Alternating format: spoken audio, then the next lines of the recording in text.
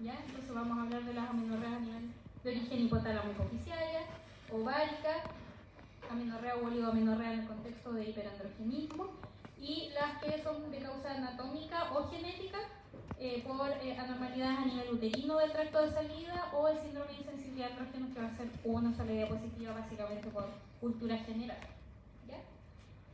Entonces, la única diapositiva de fisiología, para que nos acordemos un poco, ustedes tienen acá, no se marca.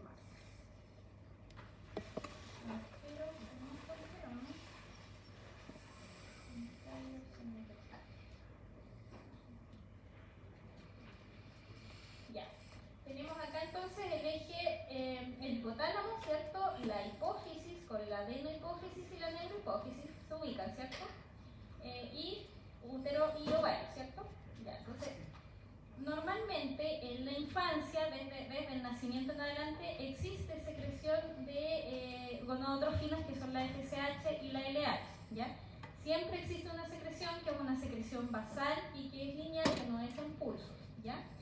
Habitualmente en la época de la pubertad, por estimulación y activación, mayor acción de leptina y activación a nivel de núcleos supraópticos del hipotálamo, por acción de la activación de las neuronas de quispertina más leptina, lo que hacen básicamente es estimular mayor secreción de GnRH en pulsos, ¿ya? Que es lo que marca básicamente el inicio de la pubertad, que es el aumento de la secreción pulsátil de GnRH, ¿ya? Este aumento de secreción en forma de pulsos determina activación a nivel de la adenohipófisis de la síntesis de gonadotrofinas, que son la LH y la FSH, ¿ya? Esta secreción entonces va a actuar directamente a nivel de la adenohipófisis, estimulando a nivel sanguíneo aumento de los niveles circulantes de gonadotrofinas, los que actúan directamente a nivel de ovario y del endometrio, ¿cierto? En ovario principalmente en dos partes, las células de la teca y las células de la granulosa, ¿ya? La FSH va a facilitar, FSH con secreción en pulso y que es progresiva y que va variando durante el ciclo, ¿cierto? Va a facilitar el crecimiento folicular, y junto con el crecimiento folicular, que los propios folículos van secretando mayor nivel de estrógeno, ¿cierto? Va a facilitar la selección de un folículo dominante, ¿ya? Esta selección, además por acción de LH, del pic de LH que se produce en la mitad del ciclo, va a facilitar la ovulación de este, ¿ya? Esta secreción de crecimiento de folículos, porque durante la activación del ciclo, o en la primera fase del ciclo, se produce activación de muchos folículos, ¿ya?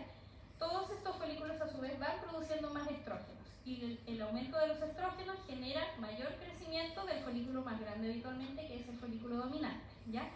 Pero además esta producción de estrógenos actúa a nivel del endometrio, acá estimulando directamente la proliferación del endometrio, ¿ya? Entonces, en toda esta primera fase del ciclo, FSH principalmente estimula el crecimiento, mayor activación de folículos con crecimiento folicular, selección de un folículo dominante, y por otra parte se produce también concomitantemente la proliferación del endometrio, ¿ya? En el día 14, cuando se produce este pic de LH, se va a producir la ovulación, ¿ya? Y posterior formación del cuerpo lúteo con producción de progesterona, ¿ya? Entonces, en la primera fase del ciclo, por acción de LH-FSH, vamos a tener aumento de la producción de estrógenos. Post-ovulación, si hay ovulación y formación de cuerpo lúteo, aumenta la producción de progesterona, ¿ya? Ya, ahora, eso ocurre normalmente. En situaciones patológicas podemos tener una oligomenorrea o una amenorrea. Ya vamos a partir por la amenorrea. La amenorrea puede ser de causa fisiológica o patológica, ¿cierto? Causas fisiológicas de amenorrea, ¿se acuerdan? Embarazo, ya, bien. ¿Qué más? Lactancia y la fobia, la premenarquia y la menopausia, ¿cierto? Ya, y la amenorrea no fisiológica la podemos dividir en amenorrea primaria y amenorrea secundaria. ¿Ya? Estas son preguntas de examen médico, así que por eso es importante que sepamos las definiciones. Amenorrea primaria se define como la ausencia de un flujo menstrual a los 13 años, ¿cierto? Sin desarrollo de caracteres sexuales secundarios, o si hubo desarrollo de caracteres sexuales secundarios o una pubertad detenida sobre los 15 años, ¿ya? Entonces, antes de los 13 años sin desarrollo de caracteres sexuales secundarios, con desarrollo de caracteres sexuales después de los 15 años, ¿ya?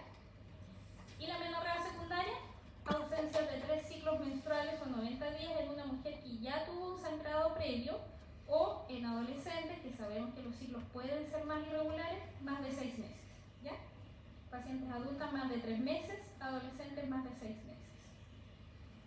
Y la oligomenorrea lo definimos como ciclos menstruales irregulares, ¿ya? Y el número de días también varía si estamos hablando de pacientes adolescentes o pacientes adultos. La definición de adolescente no está bien clara, pero en general por convención uno habla de mayores de 18 años, menos de 18 años, ¿ya? En adolescentes, de nuevo, como sabemos que todos los ciclos fisiológicamente pueden ser más irregulares, uno habla de amenorrea cuando los ciclos son mayores, de oligomenorrea cuando los ciclos son mayores a 45 días, ¿ya? Y en pacientes adultas, cuando el ciclo es mayor a 35 días. Esto puede ser habitualmente variable, de hecho hay pacientes que pueden tener ciclos regulares que alternan con oligomenorrea, ¿ya? Pero que igual requiere estudio. Ya, y para estudiarlo, la verdad es que los esquemas que uno encuentra va a depender de dónde los leamos. Y van a depender también si estamos leyendo un libro de ginecología versus un libro de endocrinología, ¿ya? En todas partes vamos a encontrar esquemas distintos. Así que esto es como un resumen, que es como la clasificación funcional, que creo yo que es la forma más fácil de empezar a estudiar la amenorrea, entre comillas, porque es un tema bien extenso, ¿ya? Entonces vamos a clasificarlas en aquellas amenorreas que cursan con hipogonadismo, ya que habitualmente se presentan en el contexto de amenorreas primarias, ¿ya? Y las fallas de conducto urogenital también primarias, ¿ya? Versus las que se presentan como amenorreas secundarias u oligomenorreas, que son principalmente los casos que cursan con anovulación, ¿ya? Entonces, ya dijimos la amenorrea primaria, la mayor parte, hipogonadismo y la falla de conducto urogenital, y estas pueden ser amenorreas que cursan con hipogonadismo de carácter hipergonadotropo, que es lo más frecuente, 48% de los casos, o hipogonadotropo, casi en un tercio de los casos, y normogonadotropo, que son la mayoría de las fallas del conducto urogenital que se presentan en el 23 a 24% de los casos, ¿ya? Entonces, vamos a empezar con las amenorreas que cursan con hipogonadismo, que de nuevo habitualmente estamos hablando del contexto de amenorrea primaria, ¿ya? Entonces, si tenemos una amenorrea primaria, esto puede ser por un hipogonadismo secundario o primario. Cuando uno habla de primario, ¿qué es lo que está fallando? El ovario, ¿cierto? Ya, por lo tanto, la producción de estradiol va a estar baja, ¿cierto? Y la FSH y la LH, que son las gonadotrofinas, van a estar elevadas porque se supone que el eje hipotálamo-hipófisis está funcionando normalmente, ¿cierto? Versus un hipogonadismo secundario, que ¿cómo van a estar estos patrones hormonales? Todo bajo, ¿cierto? El estradiol bajo, un FSH normal o baja. Ustedes siempre en endocrinología escuchan frecuentemente el término inapropiadamente normal, ¿cierto? Ya, pero es esto en el fondo. Si tienes un estradiol bajo, normalmente tus gonadotrofinas tienen que estar altas, ¿ya? Si están normales, eso también es sospechoso y es sugerente de una falla ovárica secundaria, ¿ya? Bien. ¿Cuál es la fisiopatología de esto? Aquí tenemos un folículo. Este es el folículo, ¿cierto? El folículo tiene normalmente una capa externa, que son las células de la teca, ¿cierto? Que tiene una teca externa, teca interna, una membrana basal, y posterior a eso se encuentran las células de la granulosa, ¿ya? Habitualmente las células de la teca son estimuladas principalmente por LH, aquí tenemos las células de la teca, que reciben estímulo, ¿cierto? Por feedback positivo, la disminución de los niveles hormonales va a estimular la secreción de GnRH a nivel hipotalámico. Eso estimula la liberación a nivel de la adenohipófisis, de las gonadotrofinas, ¿cierto? La LH y la FSH, y estas actúan a nivel del folículo, ¿ya? LH va a actuar principalmente a nivel de las células de la teca, que es la capa externa, que tiene receptores para LH, y van a estimular a través de la metabolización de moléculas de colesterol, va a estimular la síntesis de andrógenos, ¿ya? El principal andrógeno circulante en este caso es la androstenediona, ¿ya? Y la FSH actúa directamente a nivel de las células de la granulosa, estimulando mayor acción de esta enzima que es la aromatasa, ¿ya? Y la aromatasa lo que hace es transformar estos andrógenos, la androstenediona, a estrógenos, estrona, ¿ya? Y la estrona se metaboliza después a través de otras enzimas estradiol, ¿ya? Por lo tanto, este es el mecanismo en el que, por el que se produce la síntesis de andrógenos y de estrógenos a nivel ovario. Ya acuérdense que los ovarios producen andrógenos y estrógenos. La teca produce principalmente andrógenos, la granulosa produce principalmente estrógenos, ¿ya? Por lo tanto, si aquí tenemos un hipogonadismo primario, ¿qué falla es esto? ¿cierto? Va a fallar toda esta maquinaria. Puede fallar la metabolización y la síntesis de andrógenos, la acción a nivel de estas enzimas y disminuir la síntesis de estrógenos también, ¿ya? Por lo tanto, vamos a tener niveles hormonales bajos con feedback negativo, aumento de LH y aumento de FSH en sangre, ¿ya? ¿Cuáles son las causas? Aquí lo que más tienen que saber son estas dos primarias, ¿ya? Las causas principales de hipogonadismo son, primero, las disgenesias gonadales, que se presentan en más de la mitad de los casos, 61% de los casos van a ser disgenesias gonadales, y dentro de eso, lo que ustedes tienen que saber es el síndrome de Turner, ¿ya? Y es lo que preguntan en el examen médico, y lo que les vamos a preguntar en la prueba también, ¿ya? De causas autoinmunes, la segunda causa, en general, en realidad, si no es una disgenesia gonadal, es muy frecuente, si no existe un antecedente específico, que la biología no quede clara, ¿ya? Y en ese contexto, habitualmente, uno culpa la causa autoinmune, ¿cierto? No tenemos anticuerpos antibodies para medir, pero en general existe antecedente de autoinmunidad. Entonces, o disgenesia ovárica, y ahí lo más frecuente, síndrome de Turner, o causas autoinmunes, ¿ya? A no ser que tengamos antecedentes específicos de iatrogenia, o sea, pacientes que, por ejemplo, hayan tenido antecedentes de leucemias en la infancia, o pacientes que hayan sido sometidos a trasplantes de médula ósea, ¿cierto?, donde se hace radioterapia corporal total, pero dosis bajas hasta sobre 20 a 30 Gray ya son suficientes para producir una falla ovárica primaria, ¿ya? O pacientes que fueron sometidos a quimioterapia y ahí principalmente antecedentes de agentes alquilantes como la ciclofosfamida principalmente, ¿ya? O perdón, pacientes que hayan sido sometidos a cirugías por torsión ovárica o ovarectomías de alguna otra causa. Pero lejos lo más frecuente, disgenesias gonadales, ¿ya? Y dentro de eso ya dijimos, el síndrome de Turner es la gran presentación que tenemos que saber, es la disgenesia gonadal más frecuente, ya se presenta 1 en 2.500 recién nacidos vivos. Esto es bastante frecuente, ¿eh? Y se produce por una pérdida parcial o completa del cromosoma X, de uno de los cromosomas X, ¿ya? Y esto puede ser súper variable. En la mitad de los casos va a ser esa la presentación y el cariograma, que es lo que ustedes tienen que pedir para el diagnóstico, va a mostrar un cariotipo 45X0, la mitad de los casos. El resto va a ser mosaicismo. Por lo tanto, el fenotipo aquí va a ser súper variable dependiendo de qué tanto grado de alteración genética tengamos, ¿ya? Mientras más mosaicismo, menos presentación clínica vamos a tener y probablemente el diagnóstico también va a ser más tardío, ¿ya? Entonces, en la mitad de los casos, como ya dijimos, que va a ser 45X0, el diagnóstico es bastante precoz, ¿ya? Y la sintomatología va a depender de en qué momento también uno hace el diagnóstico. Entonces, en etapa neonatal lo que vamos a tener es este cuello alado principalmente y el linfedema. En la infancia, talla baja, este cuello alado, orejas de implantación baja, el cabello de implantación baja, el paladar ojival, ¿ya? Y en etapas más tardías también lo que predomina es lo de la talla, ¿ya? Pero también podemos tener escoliosis, un tórax en tonel, el acortamiento del cuarto y quinto metacarpiano o esta deformación ulnar que se llama deformación de Madelung, ¿ya? Pero de nuevo, como ya dijimos, la clínica va a ser súper variable dependiendo del grado de mosaicismo que tenga el paciente, ¿ya? Y todo el resto de los casos, mientras más mosaico, más tardía, ¿cierto?, es el diagnóstico porque la presentación tiene menos clínica sugerente, ¿ya? En etapa de adolescencia, que es lo que frecuentemente nos llega a nosotros, a los endocrinólogos adultos, lo que uno ve es esto. Básicamente pacientes con talla baja, que es como el hallazgo constante, y la oligomenorrea o amenorrea, o sea, la falla ovárica, ¿ya? Y esta falla ovárica puede presentarse como un retraso puberal, o sea, eso significa ausencia de telarquia en pacientes mayores de 13 años, o como una pubertad detenida, o sea, pacientes que partieron la pubertad, tuvieron su telarquia antes de los 13 años y en algún momento quedaron detenidos en el estadio de Turner, ¿ya? ¿Cuál es la definición de esto? Más de un año en el mismo estadio de Turner, ¿ya? O pacientes que tuvieron un desarrollo puberal normal, tuvieron su menarquia, por ejemplo, y hacen una menorrea primaria, o aquellas que nunca hicieron la menarquia, ¿cierto?, que catalogan como una menorrea secundaria, ¿ya? Entonces, aquí lo que va a predominar siempre es talla baja y alteración en el desarrollo puberal en alguno de los grados. El diagnóstico lo vamos a hacer, ya dijimos, con la clínica cuando uno lo sospecha, ¿ya? Y con el cariograma. El cariograma nos permite hacer el diagnóstico, ya dijimos que en la mitad de los casos va a ser fácil, va a ser un 45X0 fácil entre comillas para diagnosticarlo.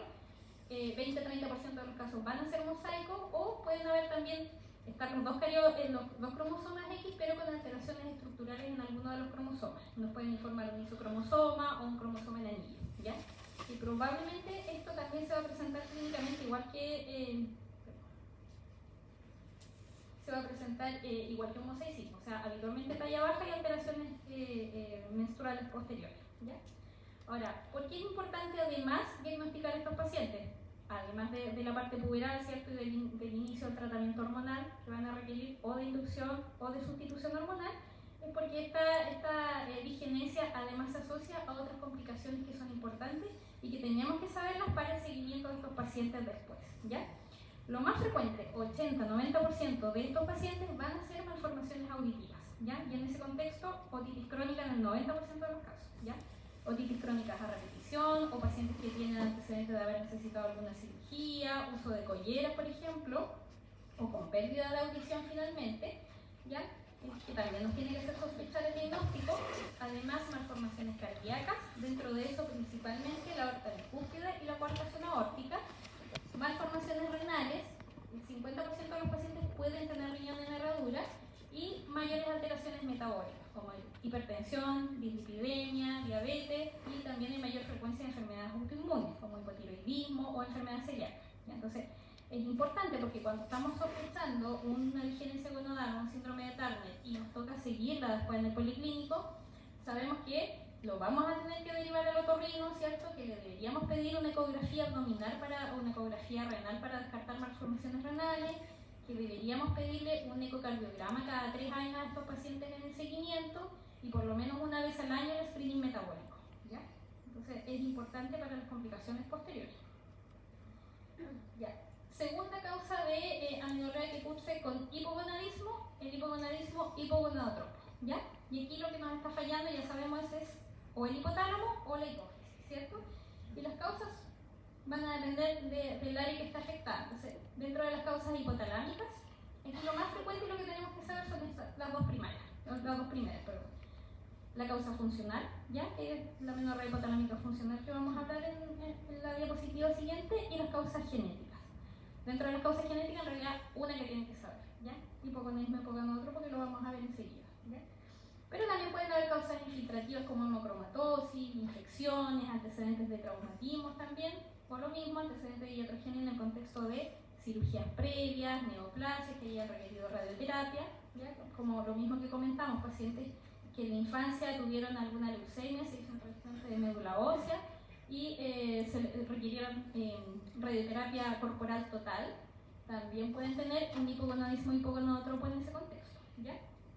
O tumores, y que estos en la infancia, lo más frecuentes son o los craniofaringiomas o los tumores germinales, ¿ya? Dentro de las causas hipofisiarias, que son un poquito menos frecuentes, como en el contexto de una amenorrea primaria, ¿ya? Habitualmente estas causas debutan en pacientes adultos que hacen amenorreas secundarias, ¿ya? Y aquí lo primero que tenemos que descartar son las causas tumorales, ¿ya? Tumores primarios en la hipófisis, y eso puede ser por tumores no funcionantes o por tumores funcionantes, ¿ya? Y ahí la clínica puede estar dado por efecto de masa o por la producción hormonal, que lo vamos a ver enseguida. Pero no hay que olvidar también las causas infiltrativas como la hemocromatosis o causas autoinmunes como la hipofisitis, ya que esto también se presenta habitualmente en el contexto de amenorreas secundarias, ¿ya? De causas vasculares vamos a hablar del síndrome de Chieftain, que es importante que lo toquemos, y los antecedentes de traumatismo y iatrogénicos que habíamos visto antes, ¿ya? Ya dijimos, dentro de las causas hipotalámicas hay dos que tenemos que saber. Primero, lo más frecuente, lejos, la amenorrea hipotalámica funcional, ¿ya? Y esto puede presentarse como una amenorrea primaria o secundaria, ¿ya? Es una de las causas más frecuentes de amenorrea secundaria, casi hasta en 1/3 de los casos pueden estar en este contexto, ¿ya? Y aquí la fisiopatología también es bien multifactorial, pero lo que se produce finalmente es una alteración en la secreción de los pulsos de GNRH, o sea, disminuye la pulsatilidad de GNRH. Ya dijimos que normalmente hay secreción hormonal, tanto en la etapa prepuberal también, pero lo que caracteriza después del inicio de la pubertad es esta secreción en pulsos, ¿cierto? Aquí cualquier cosa que altere esta pulsatilidad, independiente que tengamos secreción hormonal, puede producir un hipogonadismo porque no va a estimular la secreción de gonadotrofinas, ¿ya? Y esta reducción en la pulsatilidad se puede estar dada en estos pacientes por bajas concentraciones de leptina, ¿ya? Y o por aumento de los niveles de CRH, que también disminuye directamente la síntesis de GNRH, ¿ya? Esto habitualmente se puede dar en realidad en cualquier paciente que tenga alguna enfermedad sistémica grave, ¿ya? Es como un mecanismo adaptativo en el fondo para disminuir el metabolismo, disminuir la síntesis de GNRH, que es lo que entre comillas menos se necesita para la supervivencia en agudo. Entonces, cualquier enfermedad sistémica grave puede llevar una amenorrea hipotalámica funcional. Entonces, si ustedes se dan cuenta, por ejemplo, todos nuestros pacientes hospitalizados en edad fértil en teoría pueden tener perfectamente una amenorrea secundaria en este contexto, ¿ya? ¿Por qué? Porque estas enfermedades graves van a elevar citoquina o van a producir más CRH, por ejemplo, y eso va a disminuir la pulsatilidad de esta GNRH y automáticamente llevar a un hipogonadismo en nuestros pacientes, ¿ya? Enfermedades sistémicas graves, situaciones de estrés crónico, como la prueba que van a tener ahora, ¿cierto? O siempre pensar también en pacientes con trastorno de la conducta alimentaria, ya lo más frecuente es la anorexia nerviosa, o ¿han escuchado la triada del atleta? Los pacientes con pacientes de alto rendimiento, atletas de alto rendimiento habitualmente por exceso de actividad física y que habitualmente tienen además trastornos de la conducta alimentaria, pueden hacer una amenorrea hipotalámica funcional. De hecho, es la causa más frecuente en ese tipo de pacientes, ¿ya? Pero para plantear el diagnóstico aquí hay que asumir que esto es un diagnóstico de exclusión, ¿ya? Entonces, igual todas estas pacientes van a necesitar un estudio hormonal completo y además estudio de imágenes del hipotálamo y de la hipófisis que muestre que está normal, que no hay ninguna lesión, ni tumoral ni infiltrativa, y en ese contexto uno puede hacer el diagnóstico de una amenorrea hipotalámica funcional. Ya, la segunda causa que dijimos son las causas genéticas, y ahí lo que tenemos que saber es el síndrome de Kallmann, ¿ya? Hipogonadismo, hipogonadotropo de causa genética, Kallmann, ¿ya? Esto es mucho más frecuente en varones, pero también se presenta en mujeres, 5 veces más frecuente en hombres que en mujeres. Se presenta en uno de 10.000 recién nacidos vivos, ¿ya? Y aquí lo que se produce es una alteración en la migración de las neuronas liberadoras de GNRH, que esto puede ser congénito o por traumatismo durante el periodo de diferenciación, ¿cierto? Y aquí normalmente estas neuronas migran junto con las células de la placa olfatoria, migran hacia la hipófisis y posteriormente a los bulbos olfatorios, las células de la placa olfatoria. En algún momento durante esta migración neuronal, por predisponentes genéticos o por alguna alteración que ya vimos estructural durante el desarrollo, se produce el bloqueo de esto y estas neuronas no llegan finalmente a la adenohipófisis, ¿ya? Y eso finalmente lleva a ausencia de células de GNRH en la adenohipófisis, ¿ya? Como pueden ir junto con las células de la placa olfatoria, en el 50% de los casos vamos a encontrar anosmia, que la verdad es que es el elemento distintivo y que nos permite confirmar el diagnóstico después. O sea, un paciente que tiene una amenorrea primaria con un hipogonadismo hipogonadotropo, poco desarrollo de caracteres sexuales secundarios y además dice que tiene anosmia, o uno pesquisa anosmia en la anamnesis, tenemos el diagnóstico hecho, ¿ya? Habitualmente se va a presentar en el contexto de una amenorrea primaria, como dijimos, ¿ya? El diagnóstico, de nuevo, demostrar que tenemos estradiol bajo, FSH baja, LH baja, ¿cierto? O FSH y estradiol en el caso de las mujeres, más el antecedente de anosmia, pero necesitamos sí imágenes, ¿ya? Y aquí es súper importante que cuando uno solicita las imágenes tengamos la sospecha diagnóstica clara, ¿ya? Porque si yo estoy sospechando un síndrome de Kallmann, tengo que pedirle al radiólogo, no me sirve pedir solamente una resonancia de hipófisis para descartar tumores, yo necesito además ver los bulbos olfatorios. Entonces, le tengo que indicar al radiólogo una resonancia de hipófisis más bulbos olfatorios y sospecha de un hipogonadismo hipogonadotropo, porque normalmente en este caso vamos a encontrar una hipófisis normal, ¿ya? O sea, va a tener ausencia de células de GNRH, pero con hipófisis normal. Pero como ya dijimos, como el 50% de los casos se asocia también a alteraciones en la migración de las células del bulbo olfatorio, lo que podemos encontrar es esto. Esta es una resonancia normal, si se fijan, estos son los bulbos olfatorios, este es el surco olfatorio, ¿ya? Y esta es una resonancia de un paciente con un síndrome de Kallmann. Tiene ausencia o hipoplasia de bulbos olfatorios o ausencia de los surcos, ¿ya? Entonces, eso también nos permite hacer el diagnóstico, ¿ya? No va a estar en el 100% de los casos, en la mitad de los casos no sirve, pero podemos hacer el diagnóstico, ¿ya? El resto de los casos uno lo sospecha solamente teniendo de este hipogonadismo, hipogonadotropo, habiendo descartado las otras causas. No tenemos posibilidad de estudio genético porque los genes involucrados en esto son muchos, ¿ya? Ya, la segunda causa que ya dijimos de hipogonadismo y hipogonadotropo eran los tumores, ya, tumores a nivel hipofisial. Ya, por eso yo les preguntaba si habían tenido la clase de hipófisis, porque en realidad esto es solo una diapa. Aquí lo que tenemos que saber es que el mecanismo también siempre va a ser cierto por alteración en la pulsatilidad del gen RH, y eso puede ser o por efecto de masa del tumor, en el caso de los tumores no funcionantes, que son los más frecuentes dentro de los tumores hipofisiarios, ¿ya? Habitualmente los pacientes que ya debutan con amenorrea con un tumor no funcionante va a ser por efecto de masa, entonces van a tener macroadenomas hipofisiarios, ¿ya? O en el contexto de tumores funcionantes, que lo más frecuentes son los prolactinomas, y ahí de nuevo va a ser principalmente por el mecanismo por alteración de la pulsatilidad del gen RH, ¿ya? Entonces, los tumores funcionantes, el más frecuente que produce amenorrea es la hiperprolactinemia, ¿ya? Ahí, de nuevo, ustedes ya tuvieron una clase de hipófisis, así que esto debería estar más o menos claro, por eso les puse solo un párrafo de esto. Causa más frecuente de amenorrea de causa hipofisiaria, representa hasta el 20% de las causas de amenorrea, y aquí el mecanismo clave es el aumento en la secreción de prolactina. Y la prolactina lo que hace es no disminuir la secreción de GnRH, disminuir la pulsatilidad de GnRH, ¿ya? Disminuye GnRH a nivel hipotalámico, eso disminuye a nivel de la adeno hipófisis la síntesis de FSH y LH, ¿cierto? Si disminuye FSH y LH, a nivel ovárico no se estimula el crecimiento de los folículos, no hay folículo dominante, no hay liberación de estrógeno que estimule la proliferación endometrial, ¿cierto? Y eso lleva a un hipogonadismo y amenorrea.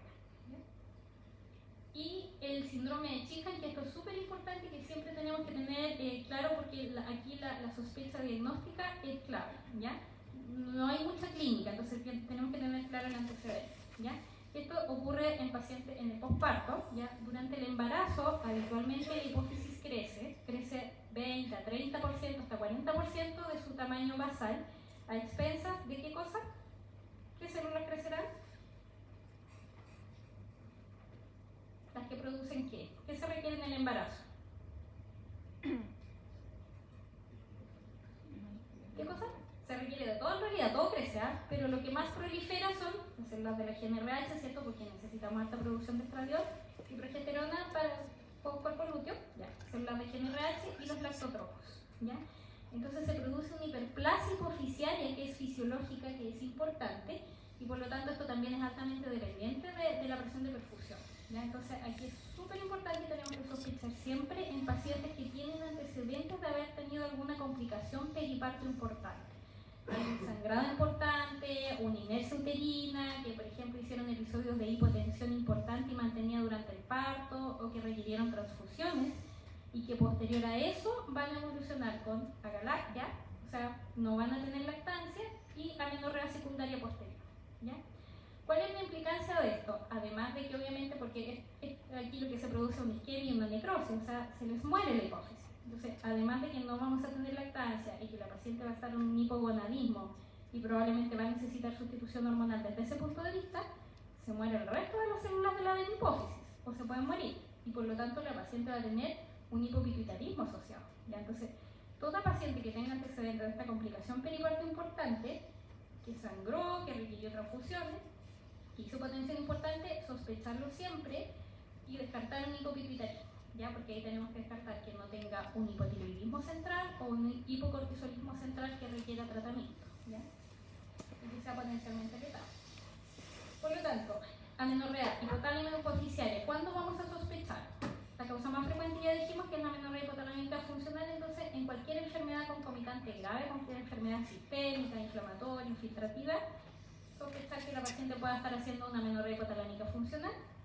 En pacientes que debutan con efecto de masa, como ya dijimos, los tumores no funcionantes, el mecanismo más frecuente que produce amenorrea es el efecto de masa, y por lo tanto podemos tener otras alteraciones asociadas, por ejemplo, como alteración del campo visual, alteración en la oculomotilidad, de otros déficits hormonales y descartar un pánico pituitarismo, o ya mucho menos frecuente, una diabetes insípida, ¿ya? Es raro que un adenoma hipofisiario debute con una diabetes insípida, salvo que sean lesiones grandes que están comprometiendo ya la neurohipófisis. Pero para llegar a ese punto, ya se comieron toda la adenohipófisis, entonces son pacientes que ya van a tener un hipopituitarismo asociado a esta diabetes insípida, ¿ya? Y por supuesto cuando tengamos signos clínicos de sobreproducción hormonal. Ya dijimos el más frecuente es el prolactinoma, ¿cierto? Entonces ahí además de la menorrea podemos tener galactorrea o estigmas de crecimiento acral en el contexto de acromegalia o signos de hipercortisolismo en el contexto de una enfermedad de Cushing, ¿ya? De causa hipoficiaria, por eso enfermedad de Cushing. Ya, el segundo gran grupo, que habitualmente son casos que se presentan en el contexto de oligomenorrea o una menorrea secundaria, son los casos que cursan con anovulación crónica, ¿ya? Lo más frecuente es oligomenorrea, ¿ya? Y aquí es importante saber si se encuentra una anovulación en el contexto de un hiperandrogenismo o no, ¿ya? Y dentro de estas causas, aquí lo que tenemos que saber son estas dos, básicamente, ¿ya? Signos de hiperandrogenismo, perdón, lo más importante, amenorrea en el contexto de hirsutismo o acné, ¿ya? Amenorrea o oligomenorrea. Ahí vamos a sospechar hiperandrogenismo clínico, ¿ya? Y de ahí las dos patologías que tenemos que descartar siempre porque la presentación clínica es exactamente igual. Un síndrome de ovario poliquístico y una hiperplasia suprarrenal congénita. O sea, hiperandrogenismo de causa ovárica o hiperandrogenismo de causa suprarrenal, ¿cierto? Mucho menos frecuente porque los contextos son distintos, los tumores ováricos, ya que ahí la presentación es muy distinta y eso en general uno lo evalúa, lo ve más en pacientes posmenopáusicas. Es raro tener tumores ováricos en pacientes premenopáusicas. O en el contexto de las causas suprarrenales, además los carcinomas o el hipercortisolismo de causa suprarrenal, ¿ya? O por aporte exógeno, que también es menos frecuente. Y las causas que cursan sin hiperandrogenismo, siempre descartar la hiperprolactinemia o el hipotiroidismo, ¿ya? Ya, entonces, ¿por qué se produce la anovulación en el contexto del hiperandrogenismo? Aquí el mecanismo también es multifactorial, pero volvemos a las células de la teca y de la granulosa, ¿cierto? Ya dijimos que normalmente, por feedback positivo, se estimula la GNRH, la pulsatilidad GNRH a nivel hipotalámico, eso actúa a nivel de la adena hipófisis, libera LH, FSH, la LH actúa a nivel de las células de la teca y produce andrógeno, muy bien, y la FSH actúa a nivel de las células de la granulosa y produce estradiol principalmente, ¿ya? Eso pasa habitualmente. Ahora, en este contexto, cuando hay un hiperandrogenismo importante, el mecanismo es multifactorial, porque en general, además de tener andrógenos, los andrógenos lo que hacen es inducir un feedback negativo inmediatamente, directamente a nivel de la GNRH y directamente a nivel de la adena hipófisis para disminuir FSH y LH. Y eso automáticamente disminuir también la producción hormonal, ¿ya? Pero estas pacientes, sobre todo en el contexto de ovario poliquístico, de un síndrome de ovario poliquístico, tienen otros fenotipos asociados y otras complicaciones metabólicas asociadas, ¿ya? Habitualmente son pacientes que, por ejemplo, tienen mayor resistencia a la insulina, ¿ya? La insulina per se actúa directamente a nivel de las células de la teca, porque la teca tiene receptores directos para insulina, y esto estimula la síntesis de androstenediona. Y por otra parte, disminuye también la actividad, o sea, aumenta la síntesis de la aromatasa, la actividad de la aromatasa y la producción de estrona, pero disminuye la metabolización de estradiol, ¿ya? Entonces, aumenta la síntesis de andrógenos, aumenta la estrona.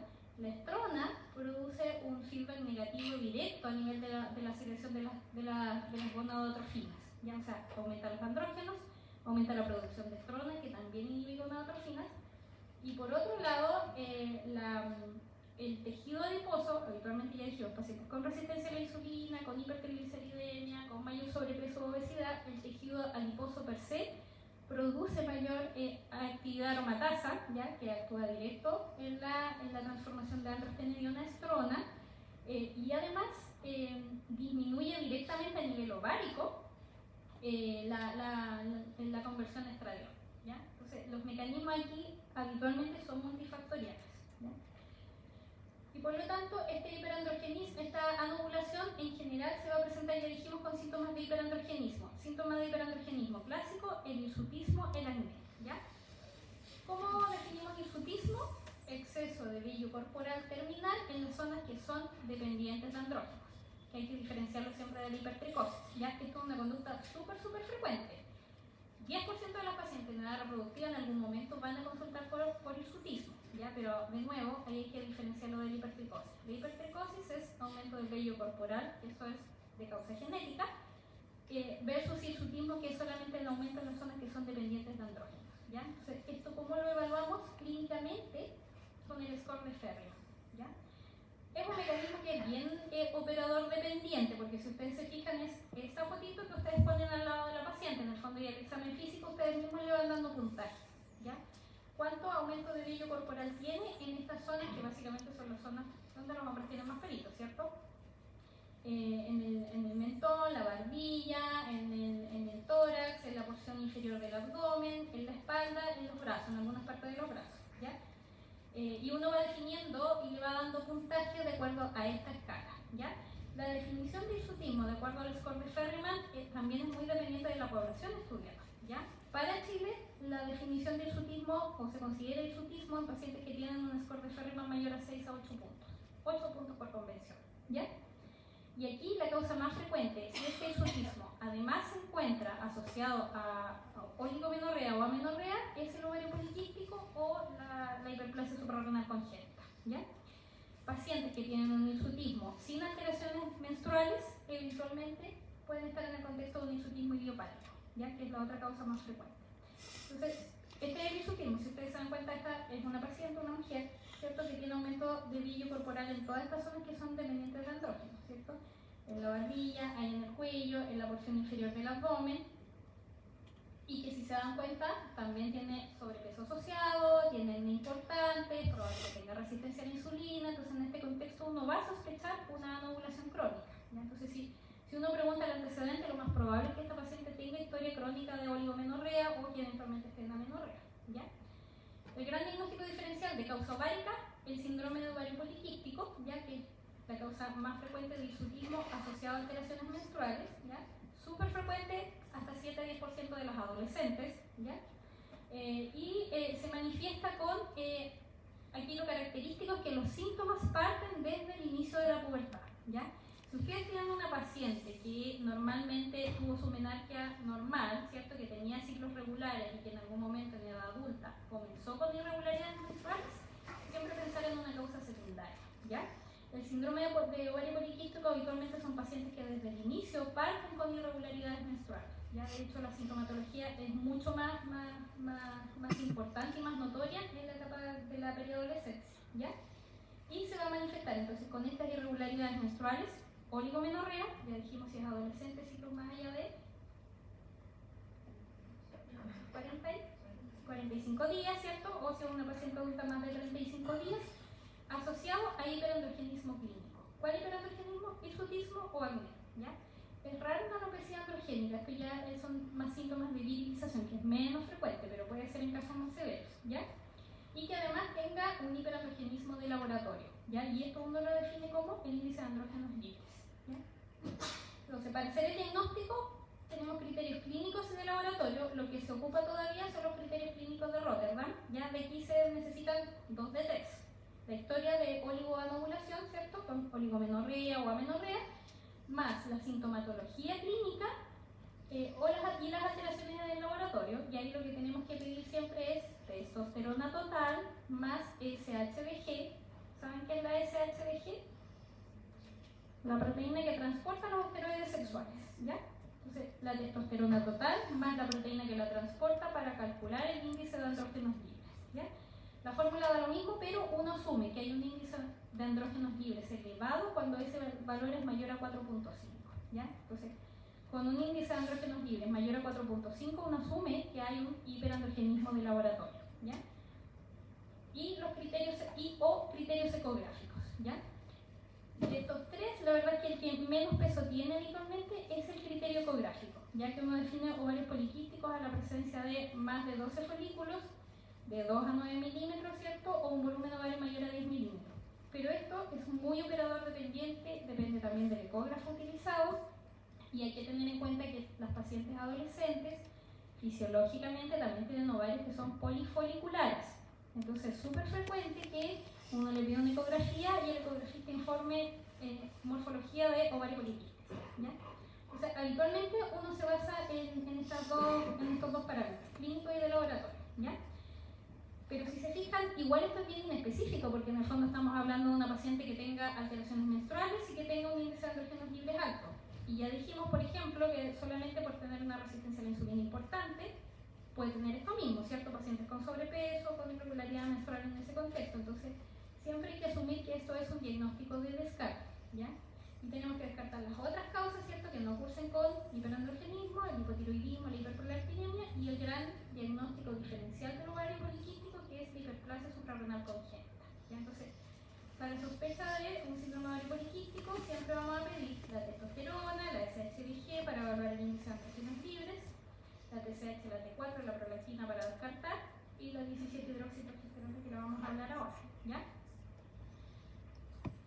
Esta foto lo que muestra es la síntesis enzimática a nivel de la corteza suprarrenal, que no tienen que aprendérselo, ¿ya? Pero sí tenemos que acordarnos que la corteza suprarrenal, ¿se acuerdan qué se produce? Cortisol, bien, destacada. ¿Qué más? Aldosterona y testosterona y andrógenos, ¿cierto? Esas son las tres hormonas que se producen en la corteza suprarrenal. Para la síntesis se ocupa el colesterol como sustrato y hay muchos pasos enzimáticos, ¿ya? Aquí lo que se produce es la hiperplasia suprarrenal congénita que falla alguna de todas estas enzimas que participan en la síntesis hormonal de la corteza suprarrenal. Sobre el 90% de los casos, en el contexto de una hiperplasia suprarrenal congénita, lo que falla es la síntesis de la 21-hidroxilasa, ya que esa es la que tenemos que manejar. Entonces, falla la 21-hidroxilasa, no se produce la acumulación, la síntesis de todos los sustratos hacia abajo, ¿cierto? Y se acumulan los sustratos, perdón, no se produce la síntesis de todas las hormonas. Se acumula progesterona, se acumula 17-hidroxiprogesterona y se va a la maquinaria hacia la síntesis de andrógenos. ¿Ya? Entonces, puede disminuir síntesis de aldosterona, puede disminuir síntesis de cortisol y va a aumentar la síntesis de testosterona y por lo tanto un cuadro de hiperandrogenismo, ¿ya? Pero si se dan cuenta, aumenta la síntesis de progesterona y 17-hidroxiprogesterona, ¿ya? El diagnóstico de esto lo hacemos pidiendo niveles de 17-hidroxiprogesterona. ¿Y por qué no progesterona? Porque se acumulan los dos, ¿cierto? Varía con el ciclo. ¿Dónde más se produce la progesterona? Que lo hablamos en la primera diapositiva. ¿Dónde? ¿Quién produce progesterona? El ovario. ¿Qué parte del ovario? El cuerpo lúteo, ¿cierto? Entonces, si hubo fase ovulatoria, va a haber cuerpo lúteo, el cuerpo lúteo también produce progesterona. La 17-hidroxiprogesterona se produce solo a nivel suprarrenal. Entonces, esto es lo que ocupamos para la síntesis. Buena pregunta. ¿Qué anticonceptivo? Cualquiera.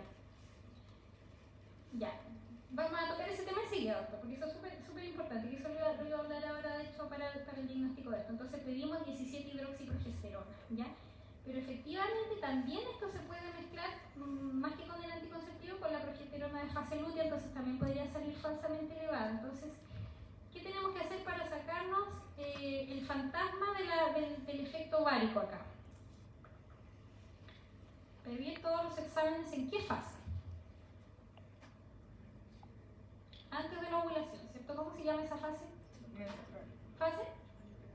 Folicular, ya, muy bien. Se piden en fase folicular temprana, eso significa entre el tercer y el quinto día del ciclo, ¿no? O sea, lo que ustedes le tienen que decir al paciente, le llega su regla, ¿cierto? Ese es el día 1 del ciclo y estos exámenes hay que tomarlos entre el tercer y el quinto día del ciclo porque así me aseguro que el saco de circulación, ¿cierto? Ovulación y cuerpo lúteo y por lo tanto no va a haber progesterona circulando del ovario.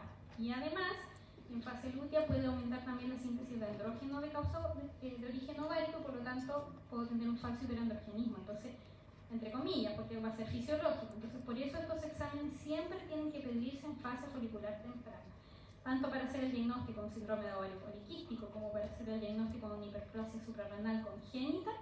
Tenemos que pedir todos estos exámenes entre el tercer y el quinto día del ciclo. Le vamos a pedir la testosterona, la SHBG y la 17-hidroxiprogesterona, ¿ya? Si tenemos un hiperandrogenismo con un índice de andrógenos libres alto, mayor a 4.5, con progesterona normal, habiendo descartado las otras causas, el diagnóstico es un ovario poliquístico, ¿ya? Si la 17-hidroxiprogesterona está alta, tenemos que descartar necesariamente una hiperplasia suprarrenal congénita, ¿ya? Y ahí uno puede hacer un test de estimulación o pedir un test genético tópico que no tiene mucho sentido que lo hablemos ahora. Ahora el doctor pregunta si está ocupando anticonceptivos. ¿Qué hacemos ahí? Depende del anticonceptivo que esté ocupando, porque hay anticonceptivos que tienen más actividad más potencia antiandrogénica que otros, ¿cierto? Ya. Pero igual podemos descartar el hiperplasia suprarrenal, aunque no podamos evaluar el efecto en los niveles hormonales circulantes de testosterona, ¿cierto? Porque si tenemos anticonceptivos no hay ninguna posibilidad de hacer un estudio hormonal para evaluar hiperandrogenismo en nuestros pacientes, ¿cierto? Porque ahí lo que vamos a ver circulando son los niveles hormonales del anticonceptivo.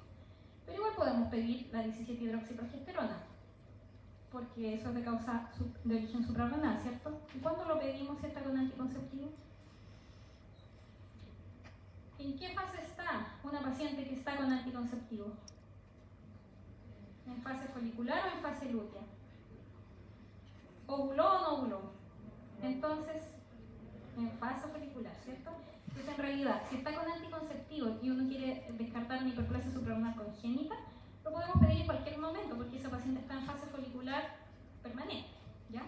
No así evaluar su producción de andrógenos. Eso en realidad no se puede hacer estando con anticonceptivos, porque como dije, lo que vamos a evaluar ahí vamos a tener son los niveles circulantes hormonales del anticonceptivo. Y ahí lo que sí tenemos que hacer, si efectivamente tenemos una alta sospecha diagnóstica o se requiere el estudio, es suspender anticonceptivos por lo menos por 3 meses y ahí recién poder evaluar el eje, ¿ya? Muchas veces uno no hace eso, porque si la paciente está con anticonceptivo, por algo está con anticonceptivo, entonces es un poco riesgoso tenerla 3 meses sin medicamento para hacer el estudio de hiperandrogenismo, ¿ya?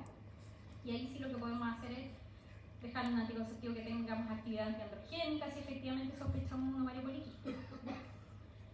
Ya, entonces la hiperplasia suprarrenal congénita, ya dijimos, la causa más frecuente, sobre el 90% de los casos va a ser el déficit de la 21-hidroxilasa.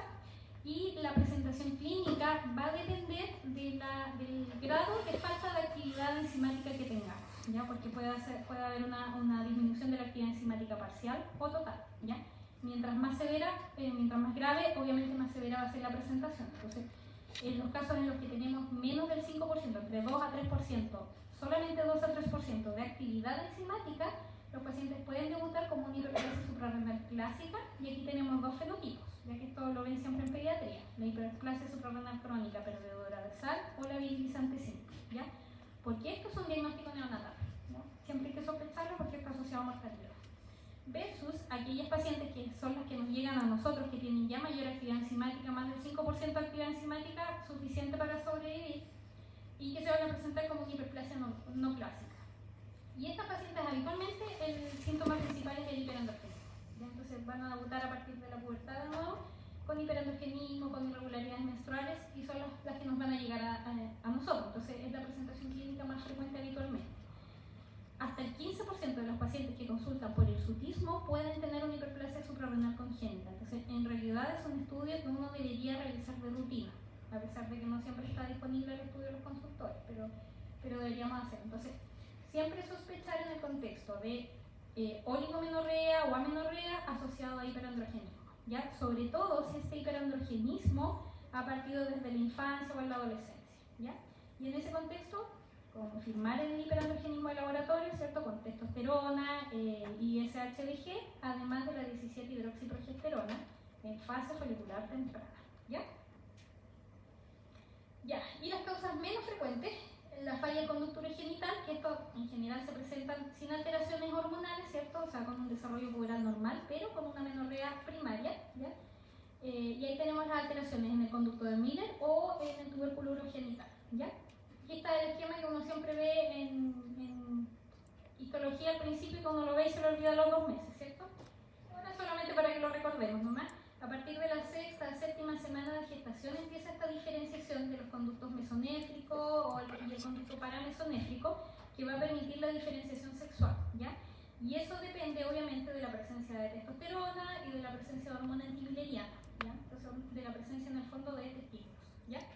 Si hay producción de testosterona y hormona antimileriana, se va a producir la diferenciación del conducto mesonéfrico de Wolff y se va a atrofiar, por efecto de hormona antimileriana, el conducto paramesonéfrico de Miller, y se va a producir diferenciación hacia sexo masculino, ¿cierto? Genotipo masculino. Si no existe testículo y producción de testosterona y hormona antimileriana, se produce la diferenciación de los conductos paramesomérgicos de Miller, ¿cierto? Para formar trompas, útero, cuello uterino y el tercio proximal de la vagina, ¿ya?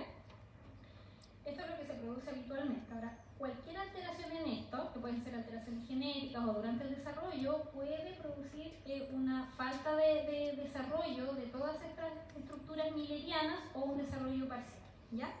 La falta completa es la agenesia milleriana, es el síndrome de Rokitansky, ¿ya? Esto también no es tan infrecuente, se produce en uno en cada 5.000 recién nacidos vivos y se produce por una mutación activante del gen de la hormona antimilleriana, ¿ya? O por una mutación activante en el receptor, ¿ya? Por lo tanto, lo que vamos a tener es ausencia de estos órganos millerianos, de trompas, útero,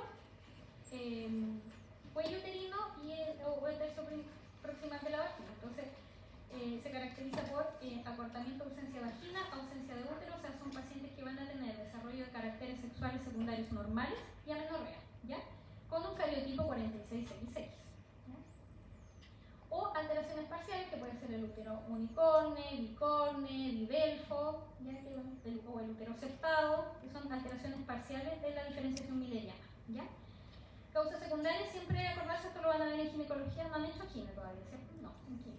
Ya, esto lo van a ver en gine, pero siempre acordarse que esto puede ser una causa de amenorrea secundaria en síndrome de Asherman, que son adhesiones o sinequias uterinas. Y esto habitualmente se va a presentar en el contexto de, estamos listos con la hora, amenorrea posterior a pacientes que han sido sometidas a algún procedimiento uterino, por ejemplo, un legrado secundario a un aborto, y que después de eso evolucionan con amenorrea, por ejemplo, siempre pensar en la presencia de sinequias uterinas o adhesiones que pueden estar facilitando esta amenorrea, ¿ya? Y lo vamos a diagnosticar con imágenes, con una histerosalpingografía o con una ecografía transvaginal o con una histeroscopía, porque todo el estudio hormonal en teoría está normal, ¿ya? Las alteraciones del tubérculo urogenital, que son obstrucciones en el tracto de salida, ya que aquí, de nuevo, pacientes con desarrollo de caracteres sexuales secundarios normales que van a debutar como una amenorrea primaria, pero aquí lo característico es el dolor cíclico, porque en estricto rigor tienen toda la parte anatómica normal, o sea, las trompas normales, ¿cierto? El útero normal, el endometrio que prolifera, y van a tener dolor cíclico asociado en el fondo a su periodo menstrual habitual, ¿no? Y la última causa, que básicamente por cultura general, porque eso no se lo vamos a preguntar, no es pregunta de examen médico ni se lo vamos a preguntar en el examen, el síndrome de insensibilidad andrógena. Ya es muy poco frecuente, 1 en 20.000 a 1 en 100.000 pacientes, y la presentación clínica en realidad es súper variable, porque de nuevo va a depender del grado de alteración genética que tengamos, ¿ya? Y aquí lo que se produce es una mutación inactivante en el gen que codifica para el receptor de andrógenos. O sea, en el fondo, genéticamente son hombres, ¿cierto? Tienen testículos, producen hormona antimilleriana, producen testosterona, por lo tanto se produce la diferenciación de los conductos de Wolff, ¿cierto? Con desarrollo de vesículas seminales, conducto deferente, ya los testículos que ya estaban. Entonces hay producción hormonal normal, pero todas las células son insensibles a la testosterona. Es eso básicamente. Entonces es una ausencia de la sensibilidad del receptor a los andrógenos. Por lo tanto, van a ser pacientes que van a tener producción hormonal normal para un fenotipo masculino, de hecho niveles de testosterona altos o más altos de lo habitual, con gonadotrofinas normales, pero desarrollo de caracteres sexuales femeninos. ¿Por qué? Que habitualmente son escasos también, porque este desarrollo de caracteres sexuales femeninos se va a producir básicamente por aromatización periférica de esa testosterona circulante a estrona o estrógeno, ¿ya? Y eso va a permitir este desarrollo de caracteres sexuales. Entonces, habitualmente lo que vamos a tener en estos pacientes es genotipo masculino, fenotipo femenino, ¿ya? Testículos palpables que pueden estar habitualmente en el canal inguinal, ¿ya? Y el desarrollo de caracteres escasos, caracteres sexuales secundarios escasos. Y el diagnóstico uno lo confirma con el genotipo, que es 46XY, con testículos presentes, AMH presente, ¿ya? Eso básicamente. Entonces, en resumen, ¿a quién vamos a estudiar en el contexto de oligomenorrea o amenorrea? A todo el mundo, ¿ya? Toda paciente que presenta amenorrea tiene que estudiarse. Toda amenorrea secundaria tiene que estudiarse. Toda amenorrea primaria tiene que estudiarse, ¿ya? Y la paciente que presenta oligomenorrea también tiene que estudiarse, porque el que no le llegue la regla por más de 3 meses significa que igual estamos en una fase de hipogonadismo que tiene niveles bajos de estradiol, y eso a largo plazo no es gratis, ¿ya? Aumenta el riesgo cardiovascular, aumenta el riesgo de osteoporosis, el riesgo de fractura. Entonces, siempre estudiar a estas pacientes. ¿Cómo lo vamos a estudiar? Aquí está el resumen.